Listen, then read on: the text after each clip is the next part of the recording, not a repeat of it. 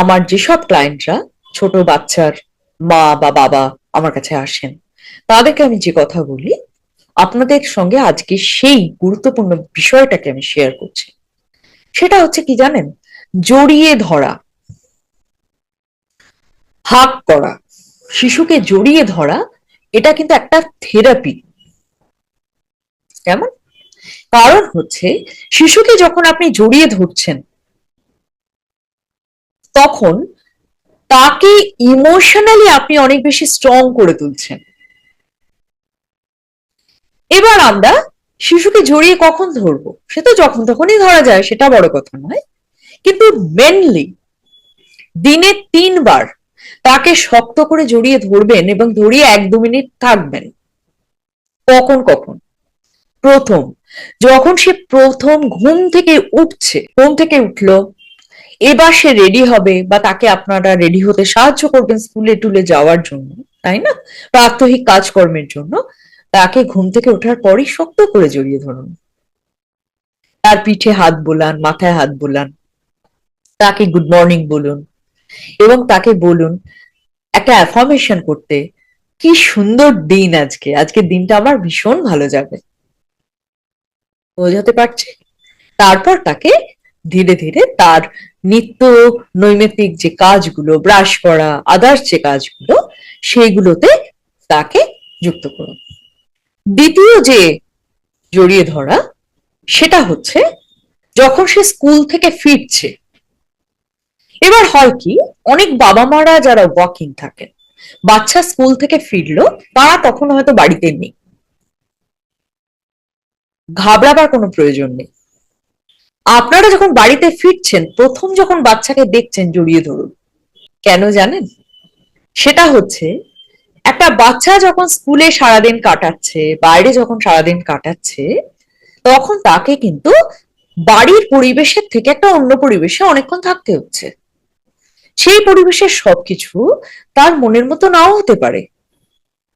সেখানে হয়তো সে বকুনি খেতে পারে, সেখানে হয়তো তার বন্ধুদের সঙ্গে তার ঝগড়াও হতে পারে, অনেক কিছুই হতে পারে।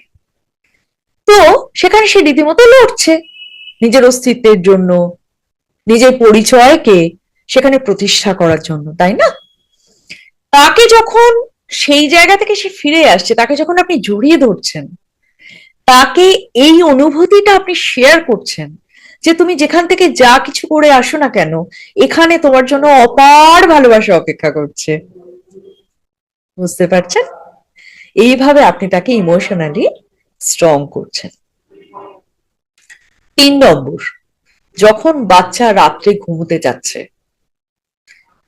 সমস্ত রেডি, তার ব্রাশ হয়ে গেল, শোয়ার আলাদা পরিষ্কার জামা কাপড় পরা হয়ে গেল, তাকে বিছানায় শুইয়ে দেওয়ার আগে তাকে সুন্দর করে জড়িয়ে ধরুন, তার পিঠে হাত বুলান, মাথায় হাত বুলান এবং তাকে কিছু পজিটিভ কথা বলুন। তার পাশে শুয়ে তাকে যদি ঘুম পাড়ানোর হয়, তাহলে কিছু সুন্দর গল্প বলুন, যে গল্পগুলো ভীষণ লাইট অথচ সুন্দর। এবং তার জন্য কিছু অ্যাফার্মেশন সেই সময় তাকে বলুন। আমি সুন্দর পড়াশোনা করছি, আমি সুন্দরভাবে সবকিছু মনে রাখতে পারি, আমি ভীষণ ভালো পারফর্ম করছি, I am the best. Right?